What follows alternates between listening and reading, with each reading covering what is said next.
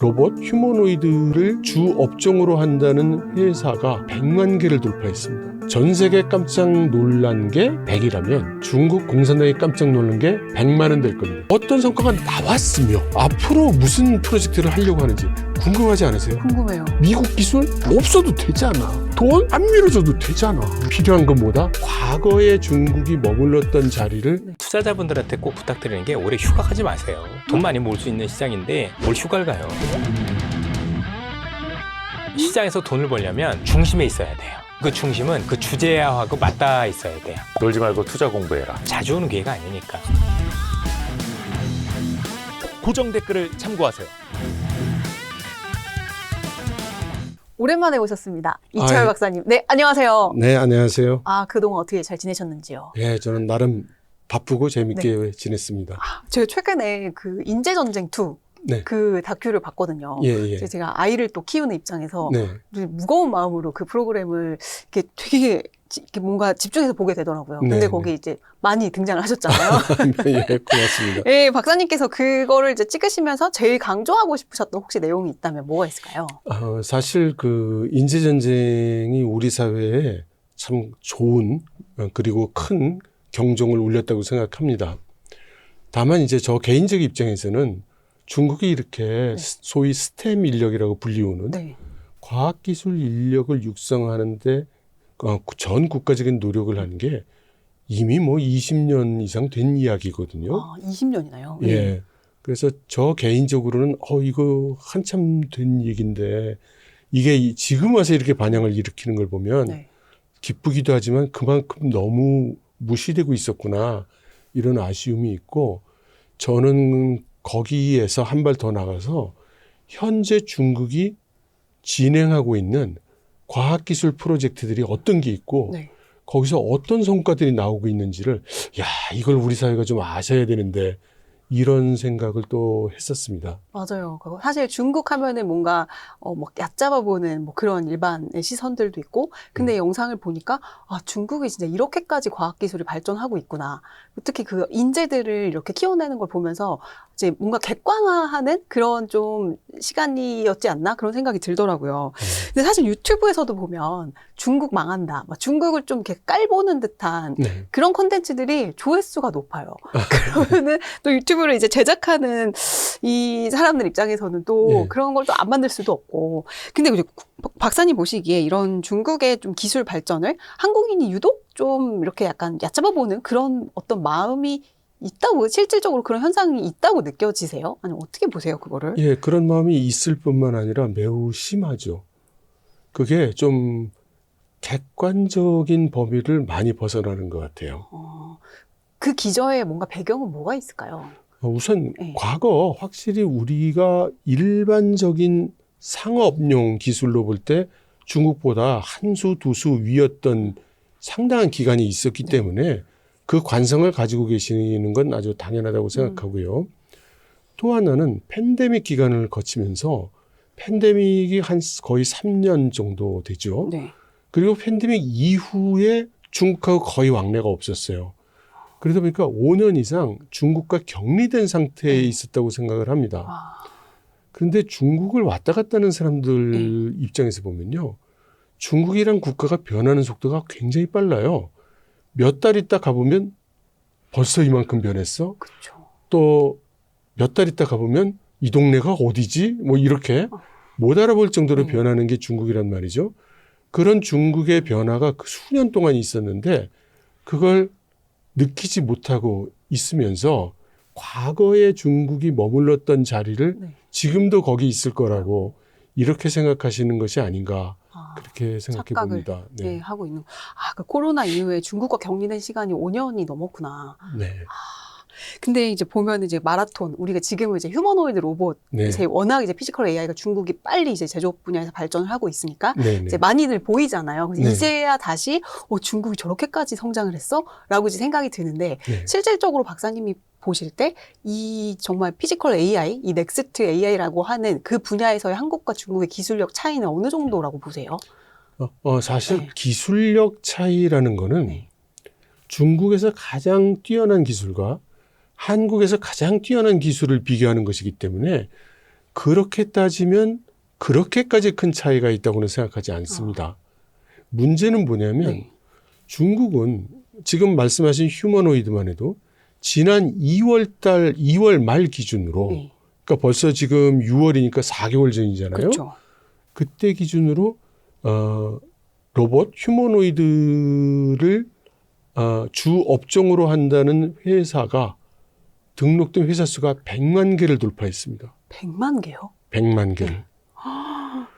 그 많은 100만 개나 되는 기업들이 그럼 상상이 안 다 돼요. 제대로 네. 사업을 하느냐? 네. 아니겠죠.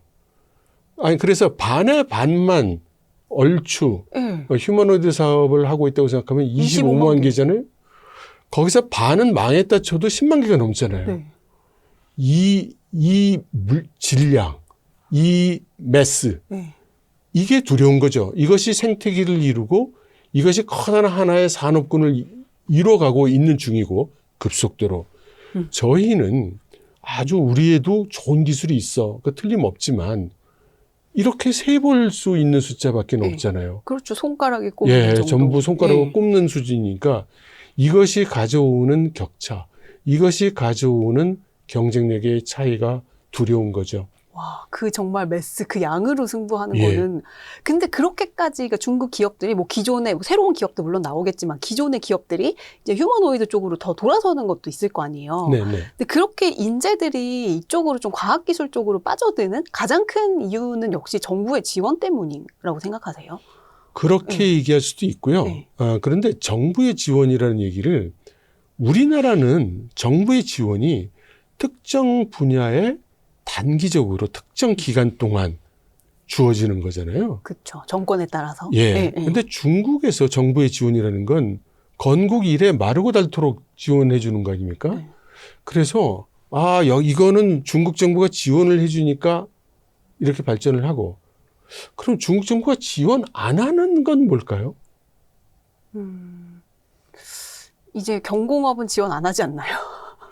그렇죠. 그러니까 에너지를 많이 소비하면서 부가가치는 높지 않은 이제 이런 것들은 이제 별로 지원을 안 합니다. 오히려 지금 퇴출시키기 위한 노력을 많이 하죠. 네.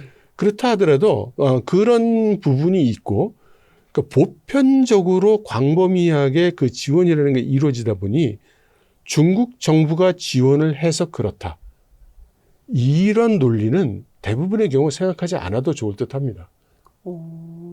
그러니까 중국 정부의 지원 때문이 아니라는 말씀이신 거예요? 그걸 네. 주 원인으로 생각할 수는 없다는 겁니다. 그럼 박사님 오실 때 어떤 예. 게 주 원인으로 좀 이런 과학기술에 막 중국 인재들이 빨려 들어가는 걸까요? 그럼 몇 가지 이유가 있는데요. 하나는 중국 경제 자체가 지금 우리나라도 잘 되는 몇몇 업종을 제외하고는 다들 고생하고 계시잖아요. 그쵸.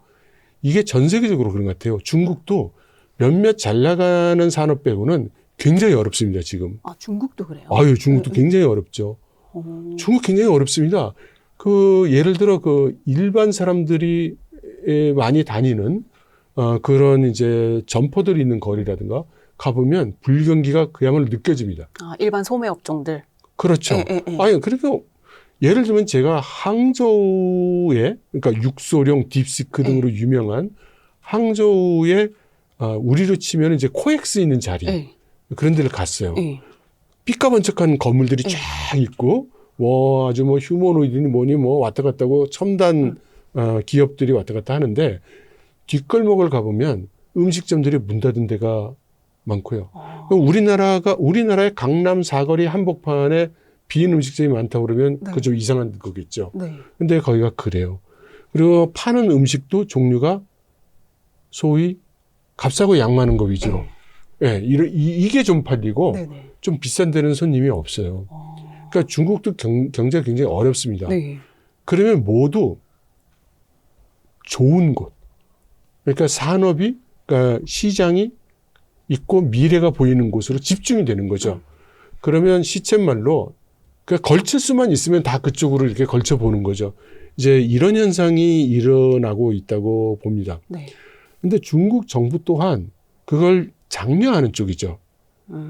왜냐하면 중국 정부는 몇 년 전부터 시진핑 주석이 소위 신질 생산력이라는 것을 이제 캐치프레이즈로 내걸고 있어요. 우리나라에서는 그걸 별로 그렇게 중요하게 생각을 안 하는 것 같은데 네. 저는 이걸 굉장히 중요한 키워드라고 생각을 합니다. 중국이 네.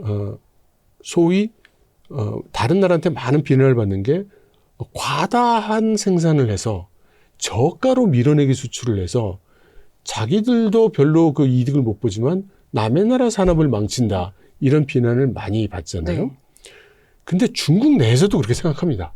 중국인들도? 예, 중국인들도 그렇게 생각해요. 네, 네. 이제 저처럼 이제 중국의 정책을 계속 이 관찰해온 사람 입장에서 네. 보면 이런 식으로 대량 생산해서 저가 염가로 파는 방식은 안 된다라는 네. 얘기가 중국 내에서는 2007년, 2008년 그러니까 리만 브라더스 네. 금융 위기 글로벌 있던 네. 그 시기를 전후로 해서 중국 내에서 많이 나왔어요. 벌써 20년이나 된 거네요. 그러니까. 그렇죠. 네. 그런데 중국이 그걸 제대로 대응을 못했습니다. 뭐 어느 나라는 그렇지만 아니 그럼 내가 지금 이걸로 돈 벌고 있는데 문 닫으라 소리야? 네. 이럴 수 없죠. 그럼 하고 있는 사업은 문 안 닫고.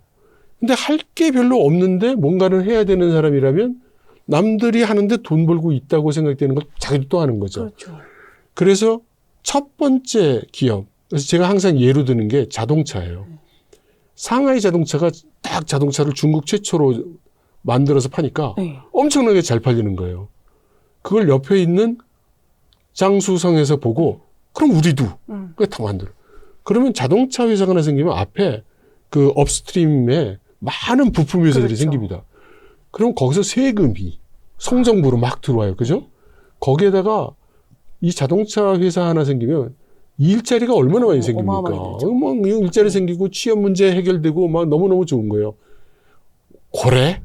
그러면 밑에 있던 저장성도 나도 우리도. 너희만 네. 재미 보면 안 되지. 중부에 있는 우리 허난도 할 거야. 그리고 거기 걔네들 돼. 그래서 지금 중국에 그래서 오늘날까지 아직 목숨이 살아있는 자동차 회사가 약 170개 정도 됩니다. 와. 이게 원래 네. 21세기 처음 들어갈 무렵에는요. 500개에서 700개 사이였어요. 줄어들어서 170개인 거죠. 그렇습니다. 네. 그러니까 이런 그래서 이제 중국 안에서 싱크탱크에 네. 있는 그 브레인들이 우리 이런 식으로 계속 가면 안 된다 이거. 이렇게 하면은 마진은 계속 박해지고 네. 잘 팔던 놈도 파는 물량이 줄어들고 그러면 한 자동차 한 대당 원가는 올라가고 그럼 경쟁력이 상실되고 팔기는 많이 파는데 마진은 별로 없고 그리고 외국한테는 저 중국 때문에 세계 경제가 망가져 이런 비난만 듣고 이거 뭐 하는 거냐 우리가 이런 의견이 있었어요. 네, 네. 그런데 그러면 대안이 있어야 되거든요. 그러면 지금 잘 돌리든 못 돌리든 돌아가고 있는 자동차 공장은 문 닫을 거냐. 그럴 순 없죠. 그럴 수는 네, 없죠. 네. 그러니까 이게 계속 유지가 되고 큰 혁신을 못한 거예요. 그러다가 중국 정부 입장에서도 더 이상은 안 된다. 이젠 막다른 골목이다. 라고 해서 새로 내온 대안이 시진핑 주석이 내세운 신질 생산력이에요. 신질. 예, 새로운 네. 질적 생산력이라는 겁니다. 그럼 그럼 여태까지 해온 건 네가 100만 대 만들어? 나도 50만 대 만들어. 이게 이제 양적 생산력이라고 그렇죠. 본다면 이제 그런 식으로 안 한다. 나는 너는 100만 대 팔아가지고 10,000원 벌지만 난 10만 대 팔아서 10만 원 벌 거야. 이 방식으로. 네. 그러면 우리가 너무너무 많이 팔아서 문제가 된다 이런 소리도 안 듣고. 근데 돈이 실제 더 맞은 돈은 더 벌고 네. 이런 쪽으로 가야 된다라고 한 건데요. 여기에 대해서 이제 많은 사람들의 반응이 그런 방법이 있으면 내가 왜 안 했겠니? 그러니까 어떻게? 아니, 안 그러고 싶은 사람이 누가 있겠니? 그렇죠. 그러니까 이게 이제 우리로 치면은 아까 보니까 기획회의 같은 거 하시는 것 같은데 이제 대표가 그러는 거죠. 이거 탁 내놓으면 우리 채널 볼 사람이 100만 명으로 늘어날 아이디어를 내일까지 5개씩 가져와. 뭐 이런 식으로 요구받는 거랑 비슷하다는 느낌인 네. 거예요. 뭐 그렇게 되면 좋은 줄 누가 모르냐. 그렇죠. 뭐 어떻게 해. 뭐 이제 이런 거거든요. 네. 그래서 여기에 구체적인 툴로 이제 등장한 것이 과학기술입니다. 과학기술 혁신을 통해서 새로운 제품, 새로운 서비스, 새로운 비즈니스 모델 이걸 가지고 전 세계를 주름 잡아야 된다. 네. 과학기술 그건 말을 안 해요. 과학기술 그 하이테크가 뭐 어느 날 갑자기 떨어지는 것도 아니고 이제 이렇게 되겠잖아요. 네. 지금 와서 한다고 될 값이요? 네. 이제 이런 입장이 되는데 이때 아주 큰 영향을 준 사건이 발생을 합니다. 그게 뭐예요? 딥시크가 나타난 거죠. 그게 2024년이었나요? 그랬을 것 같죠? 네. 딥시크가 나와가지고 딱 미국에서 그야말로 천문학적인 숫자를 들여가지고 만든 AI, LLM 모델에 그 부응하는 그런 모델을 딱 내놨잖아요. 그렇죠. 전 세계가 깜짝 놀랐죠. 전 세계 깜짝 놀랐지만 제가 말씀드리는데 전 세계 깜짝 놀란 게 100이라면 중국 공산당이 깜짝 놀란 게 100만은 될 겁니다. 자기들도 놀란 거예요. 네. 중국 공산당 입장에서는 이건 말도 안 되는 사태가 벌어진 거예요. 네. 첫째, 그런 회사가 있는지 오늘 얘기 듣고 처음 알았다. 네. 진짜요? 그렇죠. 네. 아니, 저희들도 그렇지. 뭐 언제 알았어요? 딥시크라는 회사가 있었는지? 네. 몰랐잖아요. 아주 조그만 회사니까. 예. 두 번째는 그러면 걔네들이 막 기술 개발하는 거 국가가 그럼 굉장히 그 관심을 가지고 뭐 아까 말씀하셨던 대로 뭐 지원을 해줬냐? 지원해준 거 하나도 없어요. 하나도 지원해준 게 없어요. 그러면 기술 그러면 과학기술 그럼 누가 뭐래도 미국이죠. 그렇죠. 미국 가서 공부한 애가 하나도 없어요. 딥시크 안에. 딥시크 안에. 네. 전부 순국산이야. 네. 가지고 애들을 보니까 전부 새파란 유명한 사람이 아무도 없어요. 그렇죠. 어린 친구들, 학생들. 네. 그러니까 뭐냐? 천재 소년들이 돈도 없고 환경도 없고 지원도 없고 미국 기술도 없는데 해낸 거예요. 전 세계의 천재 청소년을 100명 있다면 그중에 30-40명은 중국에 있을 것이다. 그렇죠. 전 세계 천재 보유 제일 국가, 1등 국가가 중국인 거죠. 된다. 그래서 우리나라에서는 별로 신경 안 썼지만 당시 중국 공산당이 전국에 있는 지방정부마다 대회를 열었습니다. 그래가지고 무슨 당 중요한 사람들, 뭐 국영기업체 사람들, 뭐 하여튼 그 소위 행색계나 한다는 사람 다 모아가지고 딥시크 사례 연구. 근데 말이 사례 연구지 결국 하고 싶은 얘기는 뭐냐? 당, 시진핑 주석이 말씀하신 신질 생산형 되잖아. 산 증거야. 미국 기술 없어도 되잖아. 돈 안 밀어줘도 되잖아. 필요한 건 뭐다? 인재. 그렇습니다. 완전히 생각하고 있던 거랑은 다른 얘기예요. 그 정부가 엄청나게 밀어줘서 딥시크라는 기업이 나온 걸로 생각을 하고 있었거든요. 근데 이게 결국에는 인재가 어렸을 때부터 아주 양성이 돼서 그 훌륭한 인재, 사실 모수가 중국이 더 많잖아요. 네. 숫자가 많으니까. 네. 근데 중국 정부가 놀란 게 100만이라고 하시니까. 네. 그래서 그 이후부터 더 본격적으로 인재 양성을 하기 시작한 거예요? 네. 그렇죠. 그러니까 중국이 인재 양성 프로그램은 원래부터 있었습니다. 여기 제가 이제 우리 사회에 전하고 싶은 얘기가 있는데요.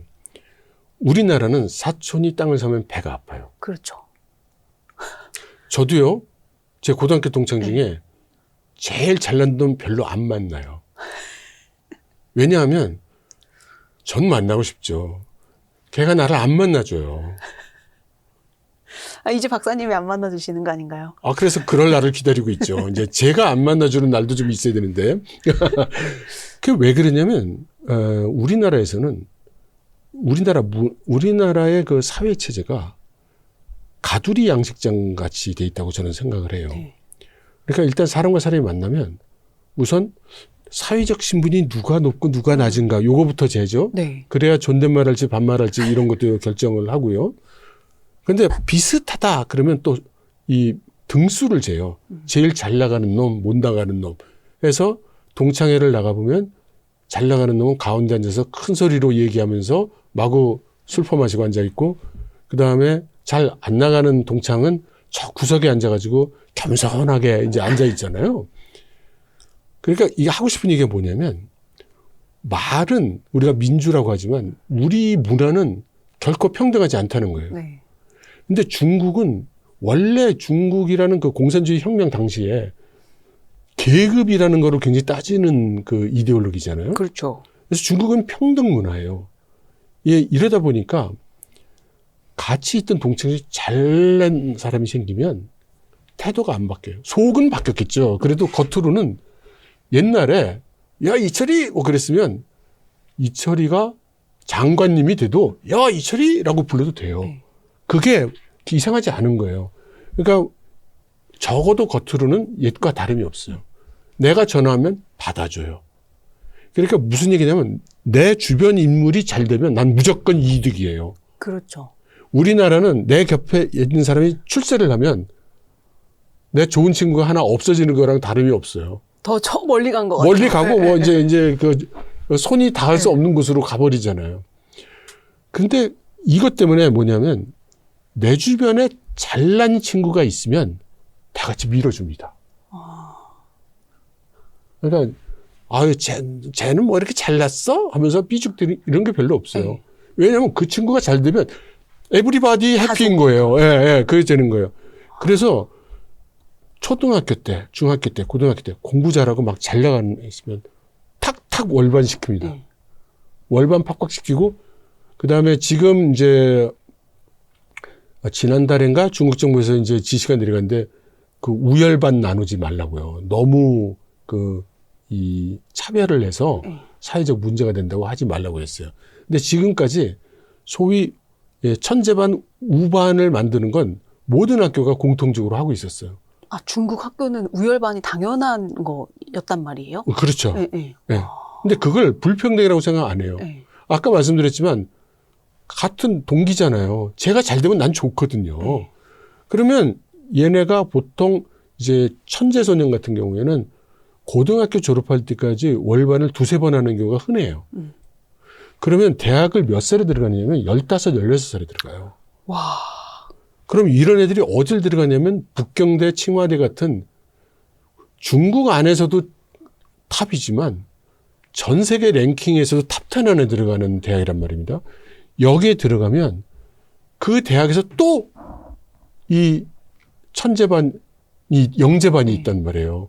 그럼 여기로 픽업이 되면 학부, 석박사 통합과정을 가게 되는데 5년이면 학위를 따요. 그러면 학위를 따고 나면 20이네요? 네. 빠르면 21에 학위 따고 나와요. 와. 아, 소름 돋았어요. 아.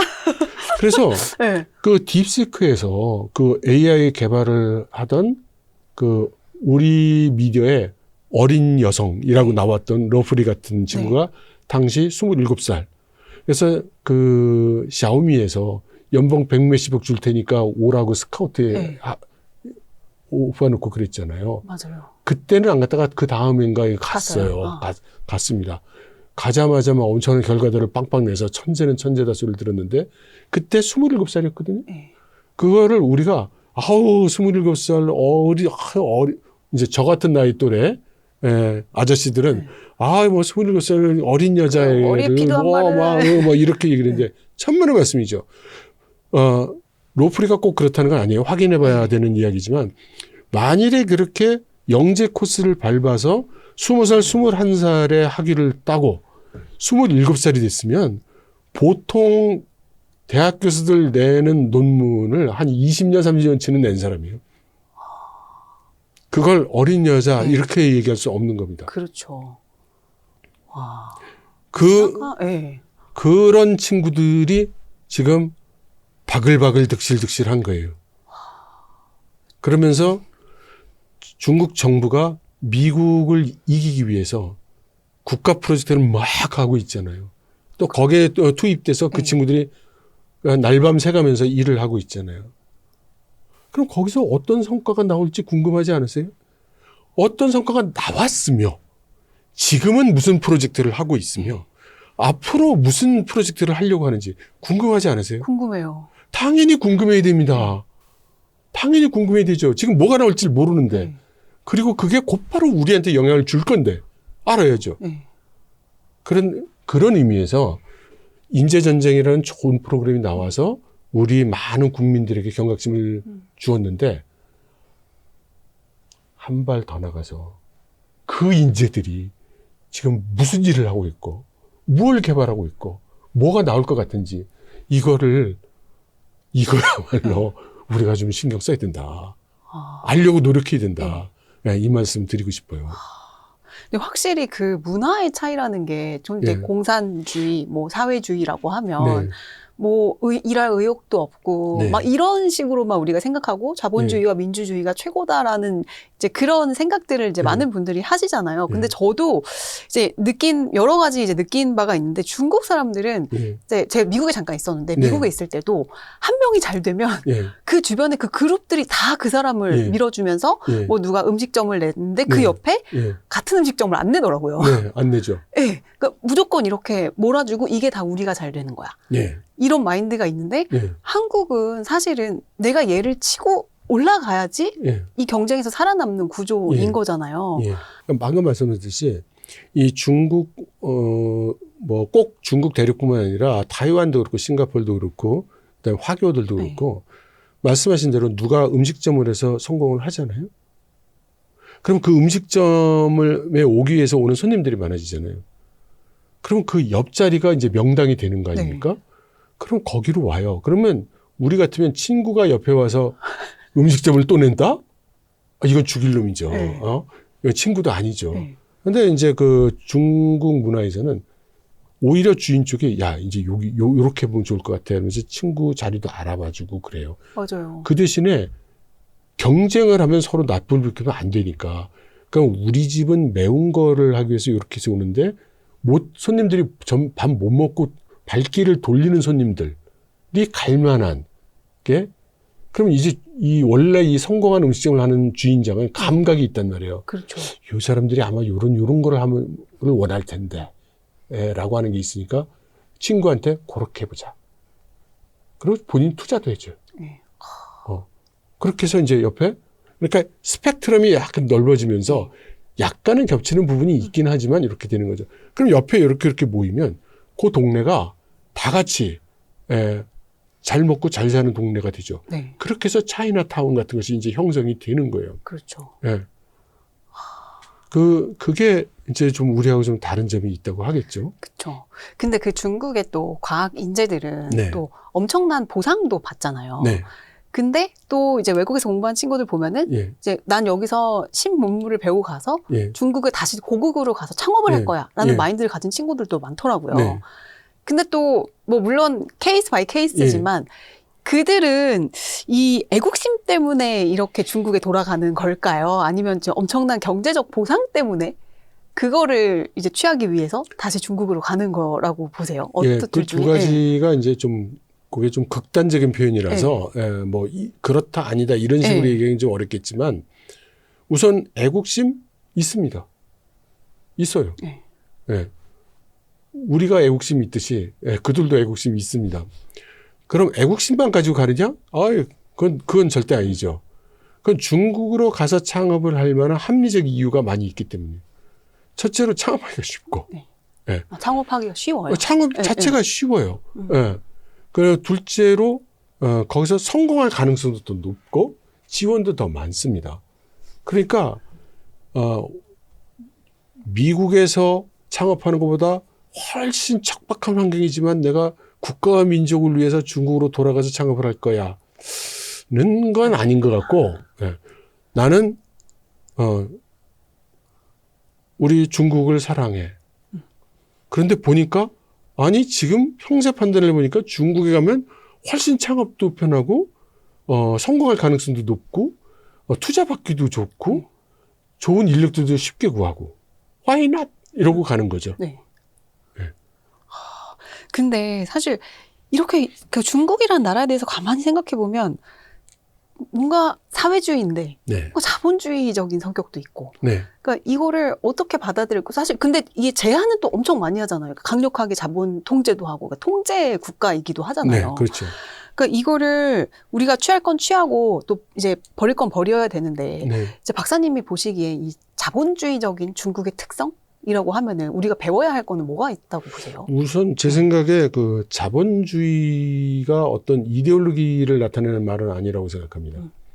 자본주의는 공산주의를 설명하기 위해서 공산주의. 그때 당시 현재 있는 현상을 자본주의라고 표현한 게 아닌가 이런 생각을 하고요. 네. 그 증거로 전 세계 어느 나라도 무슨 사회주의 국가라고 나라 이름을 짓는 데는 있어도 무슨 자본주의 국가라고 나라 이름을 짓는 데는 없다. 그러네요. 예. 네. 근데 우리는 공산주의 또는 사회주의 그러면 사실 우리 머릿속에 있는 공산주의라는 거는 우리가 초등학교, 중학교 다닐 때 나는 공산당이죠. 뭐 선생님이 네. 공산주의는 이런 거야라고 가르쳐 주신 거를 우리가 머릿속에 넣은 다음에 지금까지 그게 그대로 이어지고 있는 건 아닐까 하는 생각을 해봐요. 그렇죠. 그런데 중국이 이야기하는 공산주의, 그들은 이제 중국 특색 사회주의라고 부르죠. 이거는 계속 바뀌어 왔어요.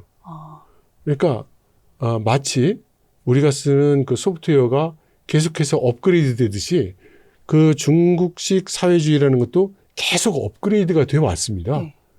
그래서 21세기의 4분의 1이 지난 이 시점에 중국이 얘기하는 사회주의는 그 옛날에 얘기하는 그런 공산주의 사회주의와는 많이 달라요. 첫째로 그 경제 체제를 말씀드리면 네. 원래 공산주의는 공유 경제죠. 그렇죠. 다 같이 그렇죠. 동작하고 예. 다 같이 나눠서 먹고. 예. 그러니까 예.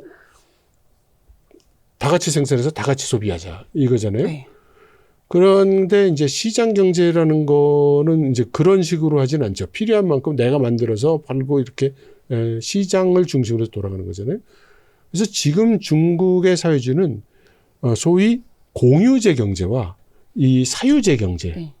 개인의 소유권을 기반으로 하는 이 두 가지 경제 체제가 함께 돌아가는, 섞여 있어요. 섞여 있다기보다는 같이 돌아가는, 저는 병진 체계라고 설명을 하는데요. 이런 체계예요. 그래서 중국 공산당이 하는 의미를 부여한 키워드들이 있는데요. 그 중에 하나, 두 가지 절대 동요하지 말아야 될 그게 뭐예요? 것이라는 네. 말이 있어요. 우리나라 말로 하면 길지만 네. 중국어로는 량거부동야 라고 하는 네. 그 말이 있습니다. 네. 그게 뭐냐면 공유제 경제는 공유제는 절대 없어지지 않는다. 그러니까 두 개 절대 동의하지 말아야 될 것 중에 네. 하나가 그거라는 거죠. 네. 두 번째, 사유제 경제는 절대 없어지지 않는다. 똑같네요. 공유제와 사유제는 그러니까 절대 두 개가 없어지지 같이 있고, 네, 네. 그러니까 이게 왜 그러냐면 과거에 공산당 내에서 이걸 가지고 이제 이 노선 투쟁 같은 게 있었던 거죠. 그럼 한쪽에서는 우리 공산당인데 우리가 공유제를 계속 지켜나가야 된다. 이 사유제, 주자파, 뭐 이런 얘기 공격도 하고, 저쪽에서는 우리가 사유제를 도입해야 된다. 사유제를 도입한다고 해서 우리가 사유주의 경제를 우리가 안 한다는 것이 아니다. 해서 이런 게 있었죠. 그래서 그 결론이 뭐냐면 둘 다 수용한다. 공유제와 사유제를 둘 다 수용한다예요. 그러니까 절대 동요해서 안 될 거는 동요하지 하나가 마라. 없어진다는 얘기는 동요하지 말아야 된다는 거죠. 그렇죠. 네, 그러니까 최근 몇 년 전부터 있었던 말 중에 하나가 소위 국진민퇴라는 말이 있었습니다. 네. 국영기업, 국가자본주의는 앞으로 나서고 그다음에 민간 경제라든가 사유제 경제는 이제 뭐 다 없애고 옛날에 그 모택동식 공산당으로 돌아가려고 하고 있다. 시진핑 주석 일당이 이런 지적들이 있었죠. 아니에요. 둘 다. 네. 둘 다. 근데 또 이제 중국이라고 생각하면 네. 사실 뭐 아까도 말씀드렸지만 여러 가지 이제 통제, 제한 조치들이 막 횡행하잖아요. 예. 최근에도 보면 이제 그 페이스북 모회사 메타가 이제 중국 마누스라는 이제 스타트업 인수를 하려고 했다가 결국에 이제 정부가 안 돼. 해가지고 오히려 그 마누스 공동 창업자들 출국 제한 조치 걸어버리고 이렇게 되면 중국 인재 측면에서 봤을 때 정부가 이렇게 뭔가 마음대로 할 수 없게 해버리면 이게 내가 어릴 때부터 그냥 차라리 해외에 나가서 이제 사업하는 게 낫지 않을까? 이런 생각을 할 수도 있지 않을까요? 그런데 마누스를 왜 그렇게 했느냐? 아니, 마누스라는 기업을 가지고 천문학적인 돈을 중국이 벌어오는 건데 네. 그걸 왜 막겠어요? 이유는 하나입니다. 지금 미국과 첨예한 기술 경쟁을 하고 있기 때문에 그렇죠. 브레인을 유출시키지 않겠다는 겁니다. 그리고 이제 중국의 기술이 미국을 추월하는 것들이 이제 나오고 있기 때문에 그걸 미국 쪽에 공개하도록 미국이 그런 기술을 손에 넣게 하도록 그렇게 놔두지 않겠다는 겁니다. 네. 그래서 개인은 좀 서운할 수 있겠지만 너희는 국가의 법이기 때문에 너희 같은 브레인은 외국으로 유출시킬 수가 없어. 이런 의미로 그렇게 하고 있는 겁니다. 딥시크 멤버들 있잖아요. 네. 출국 못합니다. 그렇죠. 국가 전략 자산으로. 국가 전략 자산이에요. 말씀 잘하셨어요. 바로 그거예요.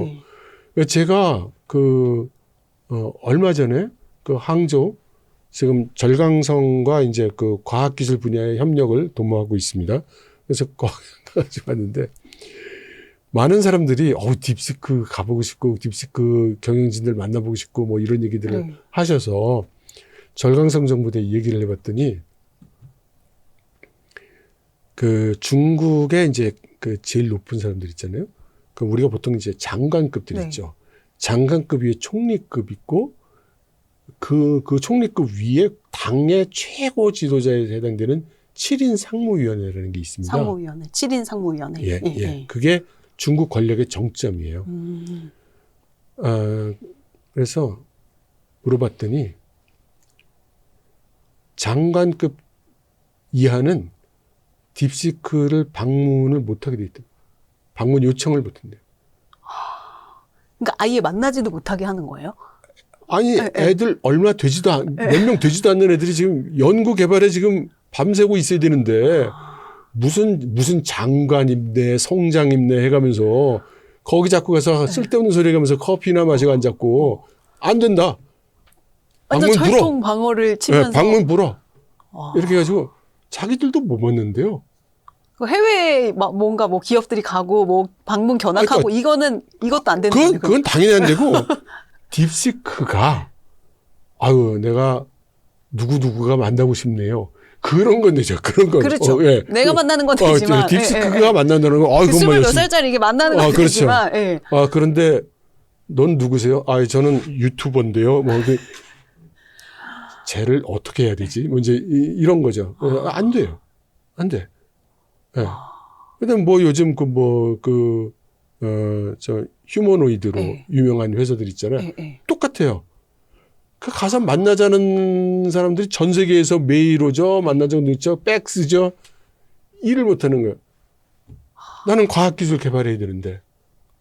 아까 말씀하셨던 그 어린 인재들이 그렇죠. 어렸을 때부터 해온 이 천재적인 인재들이 진짜 과학 기술에만 집중해서 이 나라의 전략 자산을 만들어내기 위해서 그렇죠. 다른 그 모든 것들을 차단하는 지금 그런 상황인 거네요. 그래서 제가 하나 깨달았죠. 저는 누가 만나자고 하는 걸 하면 기쁜 마음이 드는 걸 보니 확실히 나는 천재가 아니구나. 이렇게 할 수 있었죠. 와, 진짜 인재라는 측면에서 어마어마하네요. 제가 좀 덧붙인다면요. 지금 이 과학기술 경쟁이라는 게 지금 얼마만큼 무게를 가지고 또 중국이 노력을 해가면서 가고 있는지 우리가 지금 감각이 별로 없는 것 같아요. 맞아요. 이게 지금 마치 요번 토요일에는 텔레비에서 재밌는 거 안 해? 이런 식으로 그런 흥미 위주로 지금 중국에서 좀 똑똑한 애들이 천재 소년들이 뭘 좀 한 다음에 이런 흥미 위주로 볼 일이 아닙니다.